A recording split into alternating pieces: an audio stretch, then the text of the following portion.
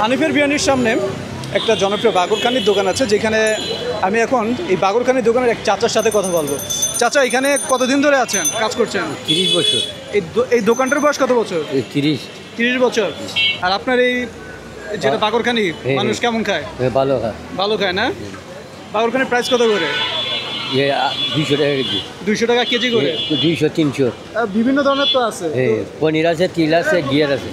পনির আছে, তিল আছে, আর ঘিয়ের আছে। মানে এটা কি ঘিয়ের নাকি? হ্যাঁ। চাচা, ঘিয়েরও বাগরখানি বানায়। আপনারা যারা বিভিন্ন ধরনের বাগরখানি, পনির, তারপর তিলের, ঘিয়ের বাগরখানি খেতে চান, তারা চাচার কাছে আসতে পারেন। সেটা হচ্ছে হানিফের বিরিয়ানির ঠিক পাশে এই বাগরখানির দোকান।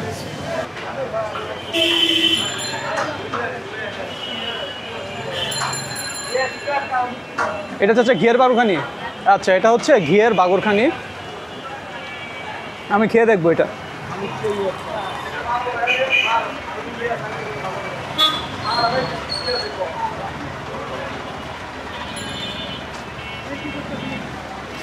এটা খাবার সাথে সাথে আপনার পিপাসা লাগবে, প্রচুর পিপাসা লাগবে।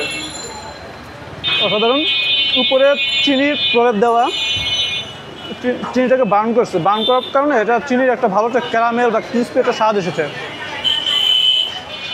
30 বছর পুরনো এই বাগরখানির দোকান। এখানে বিভিন্ন ধরনের বাগরখানি বিক্রি করা হয়। ঠিক হানিফের বিরিয়ানির পাশেই এই বাগরখানিটি। আপনারা যারা মাঝে মাঝে ওল্ড ঢাকাতে আসেন, নাজিরাবাদে আসেন, আপনারা চাইলে এখান থেকে বাগরখানি নিয়ে যেতে পারেন আপনাদের বাসায়। চা দিয়ে খাওয়ার জন্য, সন্ধ্যার চা দিয়ে খাওয়ার জন্য এই বাগরখানি অসাধারণ।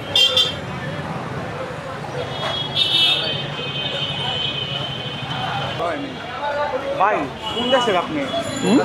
ইন্ডিয়া? বাঙালি? ছোট ভাই কই যাচ্ছে কলকাতার? তামিল না? আমি এটাকে আপনার রিকমেন্ড করছি এই বাগরখানি, যেহেতু আমি বাগরখানি খাই, রেগুলার খাই বাগরখানি। এই বাগরখানিটাকেও রিকমেন্ড করতে পারি আপনাদেরকে।